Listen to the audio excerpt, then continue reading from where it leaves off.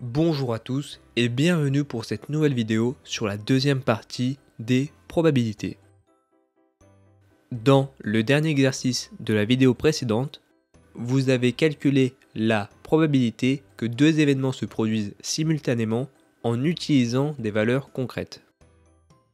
Cependant, on peut également utiliser les probabilités pour cela. Il suffit de multiplier les probabilités respectives des événements. Et ce processus s'inscrit dans le cadre des probabilités conditionnelles. Prenons une boîte qui contient 3 billes bleues et 2 billes rouges. On effectue 2 tirages avec remise. Quelle est la probabilité d'obtenir une bille bleue lors du premier tirage et une bille rouge lors du second tirage? On note B, l'événement d'obtenir une bille bleue lors du premier tirage, et R, l'événement d'obtenir une bille rouge lors du second tirage. P de B est égal à 3 sur 5. La probabilité d'obtenir une bille bleue lors du premier tirage est de 60%. P de R est égal à 2 cinquièmes. La probabilité d'obtenir une bille rouge lors du second tirage est de 40%. Car les tirages sont avec remise, donc après avoir tiré la première bille, nous remettons la bille dans la boîte. Mais nous, ce qui nous intéresse, c'est la probabilité d'obtenir une bille bleue lors du premier tirage et une bille rouge lors du second tirage. C'est-à-dire la probabilité que les deux événements se produisent simultanément. Pour cela, il faut multiplier la probabilité du premier événement par la probabilité du deuxième événement, sachant que le premier s'est produit. On fait P de B fois P de R, ce qui fait 3 sur 5 fois 2 sur 5, ce qui nous fait 6 divisé par 25. La probabilité d'obtenir une bille bleue lors du premier tirage et une bille rouge lors du second tirage est de 24%. Et de manière plus mathématique, on écrit P de B inter R est égal à 0,24. Ce signe signifie et, c'est-à-dire la probabilité que l'événement B et l'événement R se produisent simultanément. Imaginons maintenant que les tirages sont sans remise. Quelle est la probabilité d'obtenir une bille bleue lors du premier tirage et une bille rouge lors du second tirage? Dans ce cas, les probabilités ne sont plus les mêmes. La probabilité d'obtenir une bille bleue lors du premier tirage est toujours la même, mais la probabilité d'obtenir une bille rouge lors du second tirage n'est plus la même. Car après avoir pioché la bille bleue, nous la mettons de côté. Donc dans la boîte, il reste 2 billes rouges et 2 billes bleues. Et dans cette disposition, la probabilité d'obtenir une bille rouge est P de R sachant B est égal à 2 sur 4, soit 50%. On multiplie les probabilités car on veut connaître la probabilité que les deux événements se produisent simultanément. On fait 3 sur 5 fois 2 sur 4, ce qui nous fait 6 divisé par 20, soit 30%. Dans un tirage sans remise, la probabilité d'obtenir une bille bleue lors du premier tirage et une bille rouge lors du second tirage est de 30%. Donc le contexte est extrêmement important. Passons aux exercices. Vous êtes en train de jouer avec un dé à 6 faces et vous effectuez 2 lancers consécutifs. Calculez la probabilité d'obtenir un 1 lors du premier lancer et un 2 lors du deuxième lancer.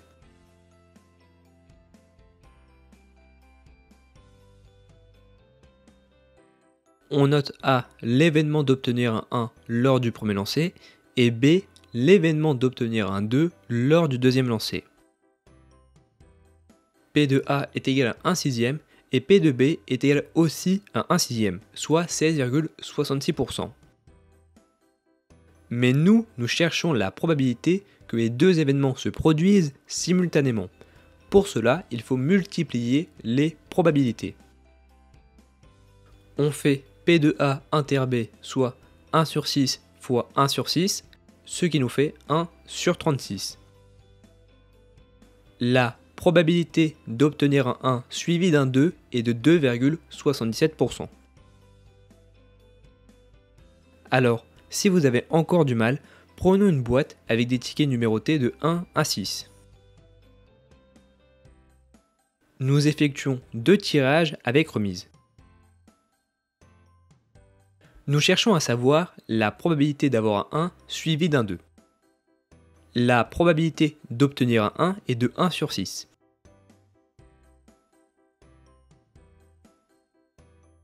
Imaginons que lors de notre premier tirage, nous obtenons un 1. Avant d'effectuer le deuxième tirage, nous allons remettre le ticket dans la boîte. Donc, la probabilité du second tirage est aussi de 1 sur 6. Il nous suffit juste de multiplier les probabilités, ce qui nous fait 1 sur 36.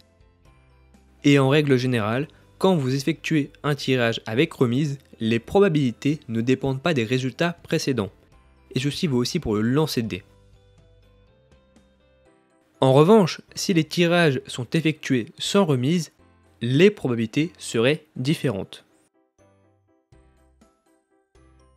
Passons à l'exercice suivant. Vous êtes en train de jouer avec une pièce et vous effectuez 2 lancers consécutifs. Calculez la probabilité d'obtenir une face lors du premier lancer et pile lors du deuxième lancer.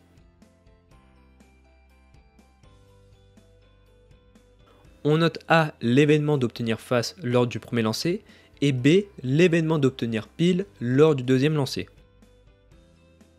P de A est égal à 1,5 et P de B est aussi égal à 1,5. Mais nous cherchons la probabilité que les deux événements se produisent simultanément. Pour cela, il faut multiplier les probabilités. On fait P de A inter B, soit 1,5 fois 1,5, ce qui nous fait 1 sur 4. La probabilité d'obtenir face puis pile est de 25%. Alors, si vous avez encore du mal, n'hésitez pas à prendre une boîte avec 2 tickets, P et F, en effectuant 2 tirages avec remise.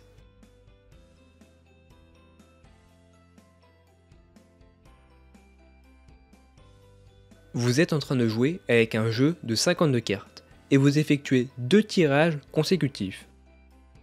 Calculez la probabilité d'obtenir un roi lors du premier tirage et un second roi lors du deuxième tirage. On note A l'événement d'obtenir un roi lors du premier tirage et B l'événement d'obtenir un roi lors du deuxième tirage. P de A est égal à 4 sur 52. La probabilité d'obtenir un roi lors du premier tirage est de 7,7%. Alors attention, l'événement B dépend de l'événement A. La probabilité de B n'est pas la même si l'événement A s'est produit ou pas. Si l'événement A s'est produit, alors il ne reste plus que 3 rois et 51 cartes dans le jeu. Dans ce cas, c'est une probabilité conditionnelle, avec P de B sachant A est égal à 3 sur 51. Mais si l'événement A ne s'est pas produit, la probabilité est de 4 sur 52. Quand nous voulons la probabilité que 2 événements se produisent simultanément, nous voulons la probabilité que le premier événement se produise multipliée par la probabilité que le second se produit, sachant que le premier s'est déjà produit. De manière plus mathématique, on écrit P de A inter B est égal à P de A fois P de B sachant A. Donc, voici la formule pour multiplier 2 événements. Ici, nous utilisons bien la probabilité conditionnelle de B sachant A. Alors, cette notation peut vous faire peur, mais nous avons juste réécrit la définition de la multiplication entre 2 événements avec une équation. Donc on fait 4 divisé par 52 fois 3 divisé par 51, ce qui nous fait 12 divisé par 2652. La probabilité d'obtenir un roi lors du premier tirage et un second roi lors du deuxième tirage est de 0,45%. Si vous avez encore du mal, prenez l'exemple de la boîte avec 52 tickets qui contient les différentes cartes. Vous effectuez 2 tirages successifs sans remise. C'est-à-dire, après le premier tirage, on met le ticket de côté et on effectue le deuxième tirage. Dans le cas où le tirage est sans remise, le tirage dépend des résultats précédents. On dit alors que les deux événements sont dépendants, c'est-à-dire qu'un événement dépend de l'autre. Passons à l'exercice suivant. Vous êtes en train de jouer avec un dé et vous effectuez 5 lancers consécutifs. Vous avez le choix entre deux jeux.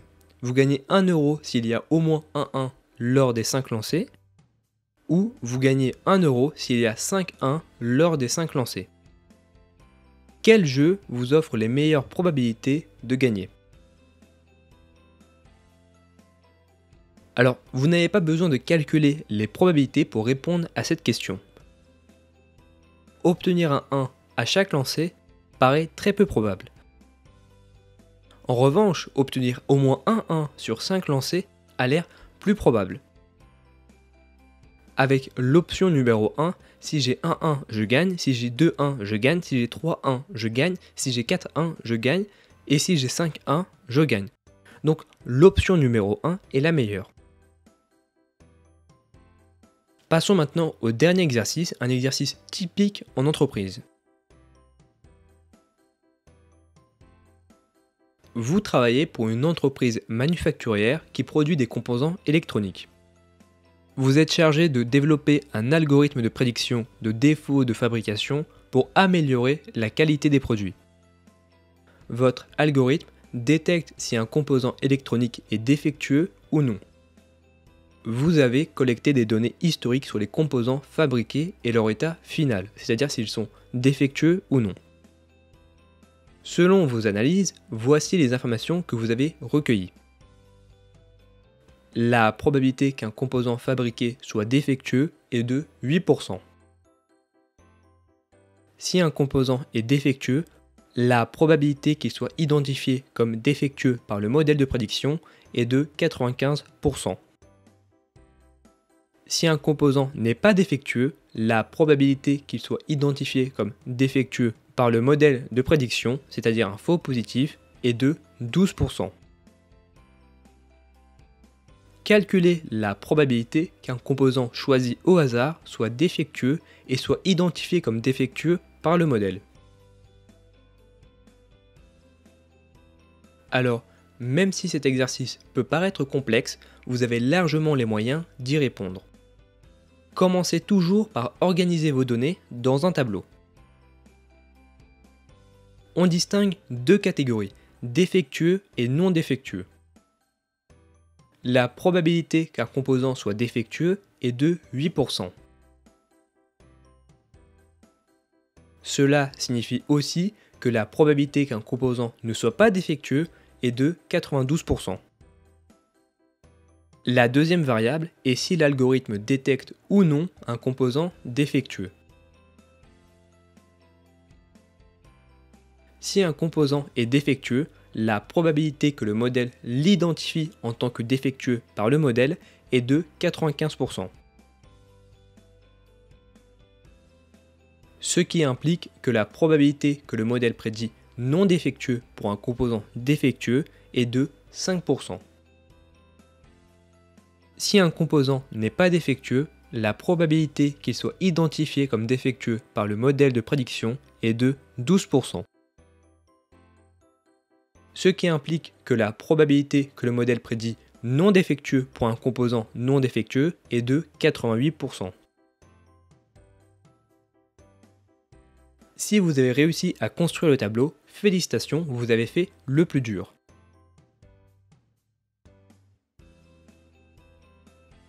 On note D, la probabilité qu'un composant est défectueux. Et A, la probabilité qu'un composant soit détecté défectueux par l'algorithme. Nous souhaitons connaître la probabilité que les deux événements se produisent simultanément. Pour cela, on va multiplier les événements. Alors, je vais simplement appliquer la formule qu'on a vue précédemment. On fait P de D inter A, c'est-à-dire P de D fois P de A sachant D. Alors, quand on multiplie deux événements, l'ordre est important. D'abord, on calcule la probabilité qu'un composant soit défectueux. Puis, on calcule la probabilité qu'un composant soit identifié défectueux par le modèle, sachant qu'il est défectueux. On sait que P de D est égal à 8%. C'est écrit dans l'énoncé, la probabilité qu'un composant fabriqué soit défectueux est de 8%. Et P de A sachant D est de 95%. C'est aussi écrit dans l'énoncé. Ce qui veut dire que parmi les composants défectueux, le modèle en identifie correctement 95%. On fait 0,08 fois 0,95, ce qui nous fait 7,6%. La probabilité qu'un composant choisi au hasard soit défectueux et détecté comme défectueux par le modèle est de 7,6%.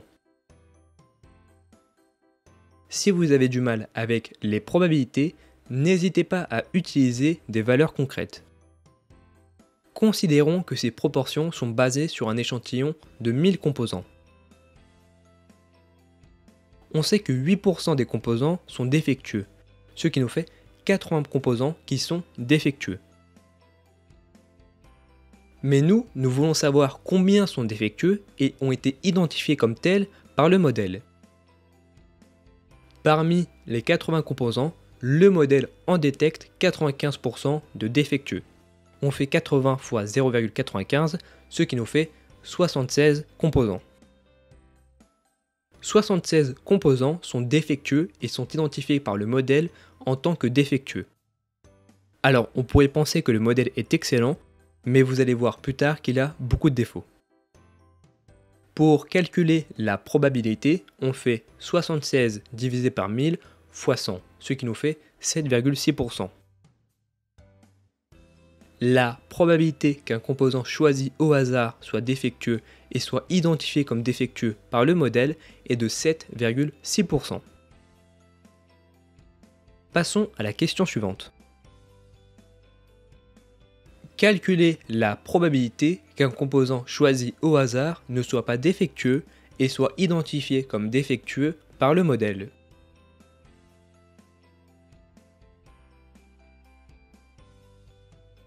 On note toujours D, la probabilité qu'un composant est défectueux, et A, la probabilité qu'un composant soit détecté défectueux par le modèle.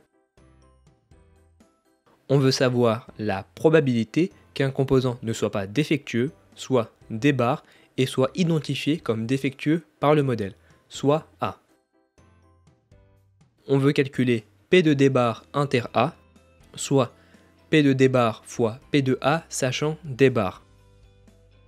Alors on sait que P de D bar est égal à 0,92. La probabilité qu'un composant ne soit pas défectueux est de 92%. P de A sachant D bar signifie la probabilité que le modèle identifie un composant défectueux sachant qu'il n'est pas défectueux. Cette probabilité est de 12%. On fait 0,92 fois 0,12, ce qui nous fait 0,11. La probabilité qu'un composant choisi au hasard ne soit pas défectueux et soit identifié comme défectueux par le modèle est de 11%. Si vous avez du mal avec les probabilités, n'hésitez pas à utiliser des valeurs concrètes.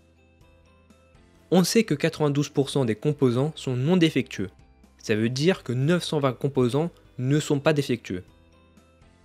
Parmi les 920 composants non défectueux, le modèle en détecte 12% de défectueux. On fait 920 fois 0,12, soit 110 composants. Il y a 110 composants qui ne sont pas défectueux que le modèle identifie comme défectueux, c'est-à-dire que le modèle commet de nombreuses erreurs. Pour calculer la probabilité, on fait 110 divisé par 1000 fois 100, ce qui nous fait 11. La probabilité qu'un composant choisi au hasard ne soit pas défectueux et soit considéré comme défectueux par le modèle est de 11%. Passons à la question suivante. Calculer la probabilité qu'un composant choisi au hasard soit défectueux et ne soit pas identifié comme défectueux par le modèle.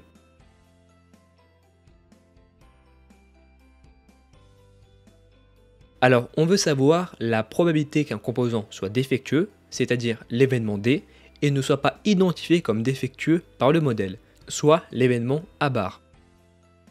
On veut calculer P de D inter A bar, soit P de D fois P de A bar sachant D. La probabilité qu'un composant soit défectueux, c'est-à-dire l'événement D, est de 8%. Et la probabilité que le modèle ne détecte pas un composant défectueux sachant qu'il est défectueux est de 5%. Nous l'avons calculé précédemment. On fait P de D inter A bar, ce qui nous fait 0,08 fois 0,05 fois 100, soit 0,4%.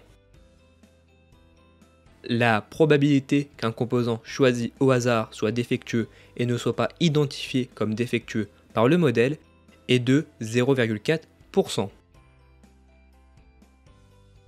Encore une fois, si vous avez du mal avec les probabilités, n'hésitez pas à utiliser des valeurs concrètes.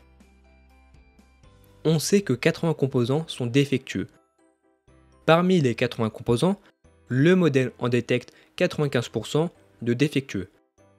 Cela veut dire qu'il identifie 5% des composants comme non défectueux parmi les 80 composants défectueux. On fait 80 fois 0,05, soit 4. Le modèle identifie 4 composants défectueux comme non défectueux. C'est-à-dire qu'il fait très peu d'erreurs. Il arrive à détecter la quasi-totalité des composants défectueux. Il en détecte précisément 76 en tant que défectueux et 4 en tant que non défectueux parmi les 80 défectueux. Pour calculer la probabilité, on fait 4 divisé par 1000 fois 100. La probabilité qu'un composant choisi au hasard soit défectueux et ne soit pas identifié comme défectueux par le modèle est de 0,4%. Passons à la question suivante. Calculer la probabilité qu'un composant choisi au hasard ne soit pas défectueux et ne soit pas identifié comme défectueux par le modèle.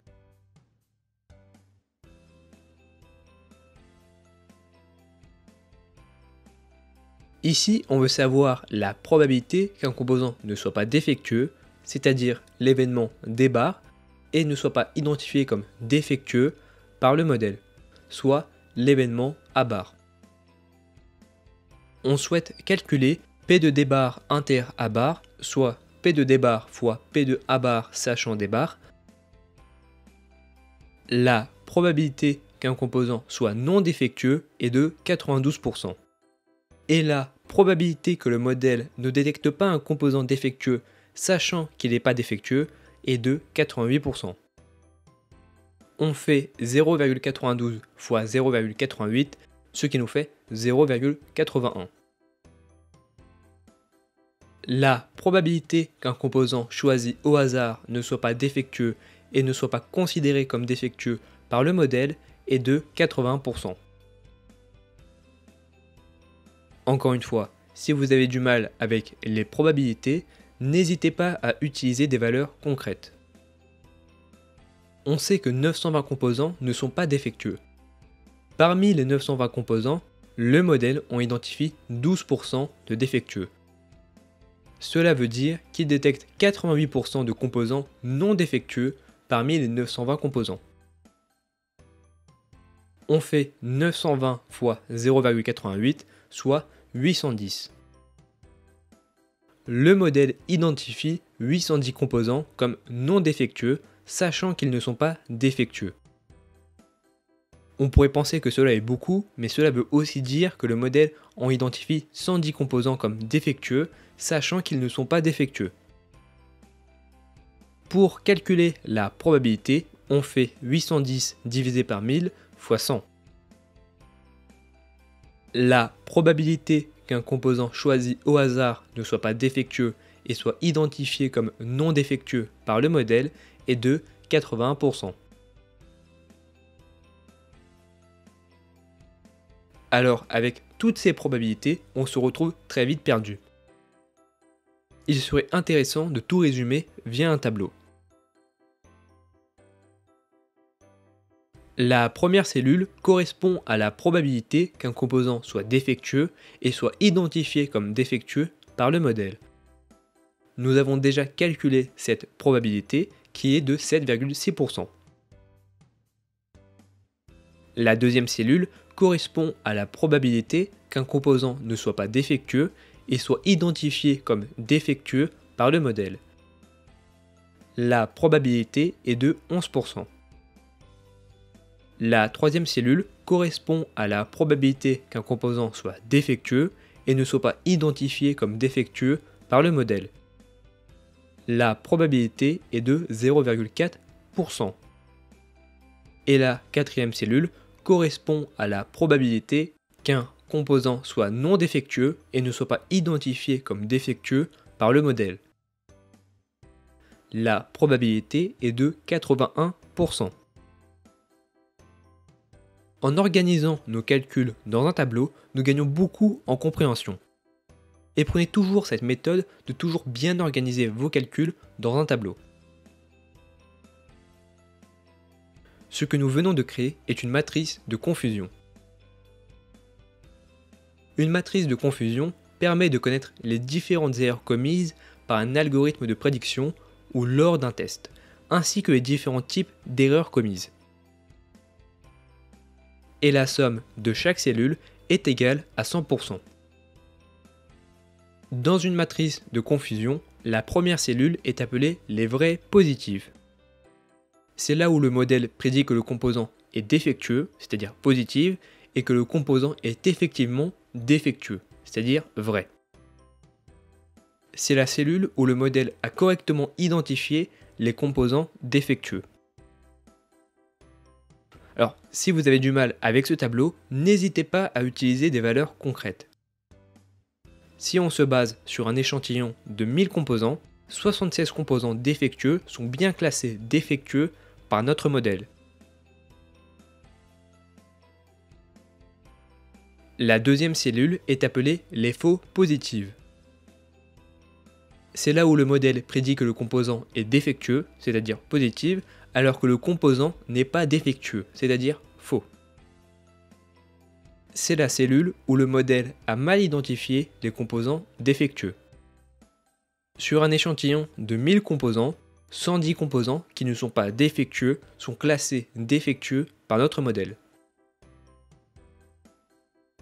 La troisième cellule est appelée les faux négatives. C'est là où le modèle prédit que le composant n'est pas défectueux, c'est-à-dire négatif, alors que le composant est réellement défectueux, c'est-à-dire faux. C'est la cellule où le modèle a mal identifié les composants défectueux en prédisant non défectueux. Sur un échantillon de 1000 composants, 4 composants qui sont défectueux sont classés non défectueux par notre modèle. La quatrième cellule est appelée les vraies négatives. C'est là où le modèle prédit que le composant n'est pas défectueux et que le composant est effectivement non défectueux. D'où le terme vraie négative. C'est la cellule où le modèle a correctement identifié les composants non défectueux. Sur un échantillon de 1000 composants, 810 composants qui ne sont pas défectueux sont classés non défectueux par notre modèle. Alors, encore une fois, organisez toujours vos calculs dans un tableau. Cela permet de gagner en compréhension et de pouvoir répondre à des questions beaucoup plus complexes de manière très simple. Pour les questions qui vont suivre, aidez-vous du tableau. Calculer la probabilité qu'un composant identifié comme défectueux par le modèle de prédiction soit réellement défectueux. La première chose à faire, c'est de bien comprendre la question. Imaginez qu'on a fabriqué un nouveau composant.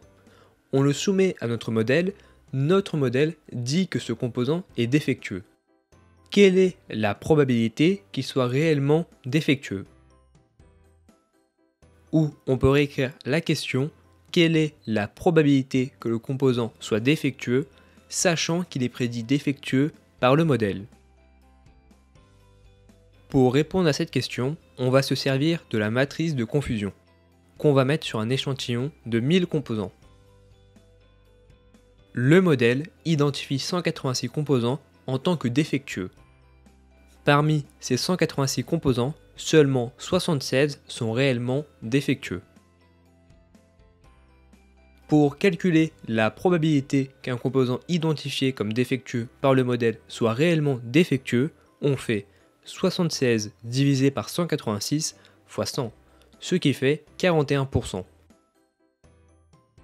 La probabilité qu'un composant identifié comme défectueux par le modèle de prédiction soit réellement défectueux est de 41%. Ce qui est relativement bas. Si un composant est fabriqué et que le modèle prédit qu'il est défectueux, il y a une probabilité de 59% qu'il ne soit pas réellement défectueux, en soi de se tromper. Ce qui montre que le modèle n'est pas fiable et commet beaucoup d'erreurs. Si on construit un modèle pour détecter un composant défectueux, c'est pour être sûr qu'il le détecte, c'est-à-dire atteindre une probabilité de 70% ou plus. Le modèle se trompe beaucoup, car il a tendance à donner beaucoup de faux positifs, c'est-à-dire qu'il identifie à tort de nombreux composants comme défectueux alors qu'ils ne le sont pas. Si vous avez réussi cet exercice, vous avez accompli quelque chose de grand, car sans vous en rendre compte, vous avez utilisé le théorème de Bayes. Félicitations. Alors on parlera du théorème de Bayes un peu plus tard. Passons à la question suivante. Calculer la probabilité qu'un composant identifié comme non défectueux par le modèle de prédiction soit en réalité défectueux. Encore une fois, comprenez bien la question. Imaginez qu'on a fabriqué un nouveau composant. On le soumet à notre modèle et notre modèle dit que ce composant est non défectueux. Quelle est la probabilité qu'il soit réellement défectueux? Ou on peut aussi réécrire la question et dire quelle est la probabilité que le composant soit défectueux, sachant qu'il est prédit non défectueux par le modèle. Alors on réutilise la matrice de confusion pour répondre à cette question. Le modèle identifie 814 composants en tant que non défectueux. Et parmi ces 814 composants, seulement 4 sont réellement défectueux. Pour calculer la probabilité qu'un composant identifié comme non défectueux par le modèle soit réellement défectueux, on fait 4 divisé par 814 fois 100, ce qui nous fait 0,5. La probabilité qu'un composant identifié comme non défectueux par le modèle de prédiction soit réellement défectueux est de 0,5%. Ce qui est relativement bas, et c'est une bonne nouvelle. Si un composant est fabriqué et que le modèle prédit qu'il est non défectueux, il y a une probabilité de 0,5% qu'il soit réellement défectueux, en soi de se tromper. C'est-à-dire, si le modèle identifie un composant comme non défectueux, il a 99,5% de chances d'avoir raison. Ce qui montre que le modèle fait très peu d'erreurs concernant les faux négatives. C'est-à-dire, quand un composant est réellement défectueux, le modèle le détecte, mais comme nous l'avons vu avec la question précédente, il identifie trop de composants non défectueux comme défectueux, créant trop de faux positifs. Passons à la question suivante. Calculer la probabilité qu'un composant fabriqué soit identifié comme défectueux par le modèle.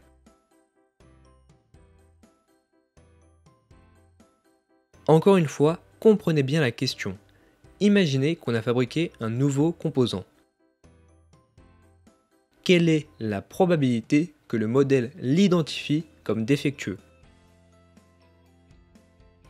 Pour répondre à cette question, on réutilise la matrice de confusion. Le modèle identifie 186 composants en tant que défectueux sur 1000 composants.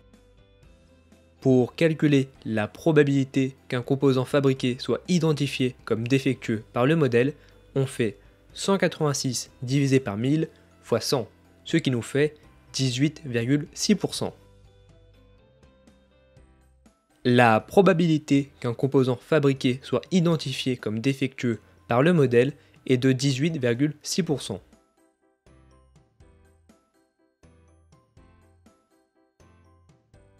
Que pouvez-vous conclure sur le modèle qui prédit les composants défectueux et non défectueux? Le modèle est bon pour éviter les faux négatives, c'est-à-dire que si un composant est défectueux, il le détecte généralement en tant que défectueux. En revanche, le modèle est très mauvais pour détecter les faux positives, c'est-à-dire qu'il détecte des composants qui sont non défectueux en défectueux. Et il a du mal à bien distinguer ces deux événements. Et c'est un problème très courant en machine learning, en deep learning et même en médecine avec les tests médicaux. Félicitations d'avoir terminé ces exercices.